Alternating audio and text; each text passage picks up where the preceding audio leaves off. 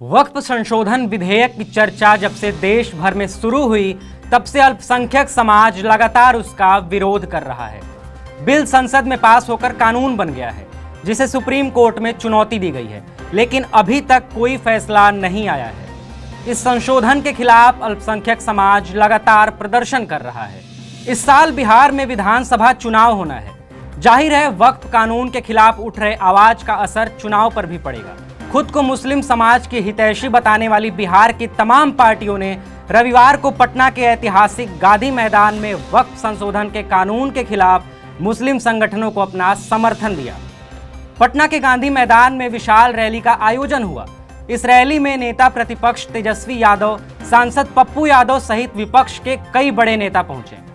इन सभी नेताओं ने वक्फ कानून के विरोध में काला फीता पहना। तेजस्वी यादव ने रैली को संबोधित किया। सरकार के इस फैसले का कड़ा विरोध करते हुए उन्होंने कहा, ये देश किसी के बाप का देश नहीं है, ये हम सबका देश है। अगर हमारी सरकार बनी तो इस बिल को प्रदेश में लागू नहीं होने देंगे और कूड़ेदान में फेंक देंगे। ये देश किसी के बाप का देश नहीं है, ये हम सबों का देश है। सबसे महत्वपूर्ण बात, आपके जमीनों को छीना जा रहा है। अब भाजपा सत्ता से जाने वाली है तो हम सब के गरीब, पिछड़ा, दलित, अति पिछड़ा, अल्पसंख्यक समाज के गरीबों का वोट का अधिकार भी छीनने का काम करने जा रही है। इस रैली और तेजस्वी यादव को जवाब देने के लिए सोमवार को बीजेपी ने प्रेस कॉन्फ्रेंस की। पार्टी के राष्ट्रीय प्रवक्ता सुधांशु त्रिवेदी ने तेजस्वी यादव पर पलटवार करते हुए कहा कि वक्फ का समर्थन करने वाले लोग समाजवादी नहीं बल्कि नमाजवादी हैं। कल पटना के उसी गांधी मैदान में, जहां आपातकाल के दौरान संविधान की रक्षा और संविधान के सम्मान के लिए जान की परवाह किए बगैर लाखों लोग एकत्र हुए थे, वहां एक ऐसी रैली हुई जिसके की बारे में इंडी गठबंधन के बिहार के नेता तेजस्वी यादव ने कहा कि हम संसद से पारित एक कानून को कूड़ेदान में फेंक देंगे। यह बहुत गंभीर विषय है। उन्होंने वक्फ बोर्ड के कानून के लिए कहा कि हम इसको कूड़ेदान में फेंक देंगे, जबकि वह भारत की संसद के दोनों सदनों से पारित है, कोर्ट में विचाराधीन है।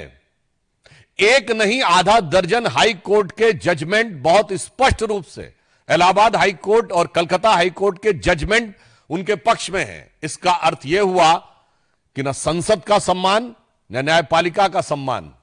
वोट बैंक की चाहत में जो कुछ बोला गया है तेजस्वी यादव और इंडी गठबंधन के अन्य नेताओं के द्वारा, उससे साफ है कि यह संविधान को कूड़ेदान में फेंकने की 50 साल पुरानी मानसिकता से बाहर नहीं आ पा रहे हैं कि जिन लोगों ने इस सीमा तक जाके किया, उसका समर्थन करने वाले लोग समाजवादी नहीं नमाजवादी कहलाएंगे। रविवार को हुए प्रदर्शन में यह भी घोषणा की गई कि अगर सरकार ने वक्फ संशोधन बिल वापस नहीं लिया तो आने वाले दिनों में बिहार से दिल्ली तक आंदोलन को और तेज कर दिया जाएगा। इस प्रदर्शन में कांग्रेस सांसद इमरान प्रताप गढ़ी भी पहुंचे। उन्होंने कहा कि कृषि कानून के वक्त भी 700 किसानों ने शहादत दी थी, जिसके बाद सरकार ने कानून को वापस लिया। इसी प्रकार सरकार इस कानून को मुसलमानों पर थोपना चाहती है। देखिए, इस कानून के खिलाफ पहले दिन से इस देश के वो लोग जिनके लिए कानून लाया गया है, वो कह रहे हैं कि भैया ये कानून आप हमारे लिए उम्मीद नाम बता करके ला रहे हैं, हमारे लिए नाउम्मीदी का कानून है। आपका मकसद वक्फ की ज़मीनों को लूट के अपने धन्ना सेठ दोस्तों को देना है। लेकिन सरकार ज़बरदस्ती करके ऐसे अमेंडमेंट लेकर के आई है कि शहर दर शहर सरकार इसमें सांप्रदायिकता फैला करके अपना एजेंडा सीधा करना चाहती है। ये सरकार इसी तरह से कृषि कानून भी लाई थी। 700 किसानों की शहादत लेने के बाद प्रधानमंत्री जी को होश आया कि यह कानून तो किसानों के खिलाफ था और अंत में उनको वापस लेना पड़ा। तो इसी तरह से इस देश में हर वो मुसलमान जिसके पुरखों ने, जिसके बुजुर्गों ने अपनी ज़मीनें धर्मार्थ कार्यों के लिए, सामाजिक कार्यों के लिए दान किया, वो कह रहे हैं भैया आप हमारी ज़मीनें लूटने की साजिश मत करिए, आप रहने दीजिए, जैसा वक्फ का एक्ट चल रहा था उसे चलने दीजिए, ये अमेंडमेंट वापस लीजिए।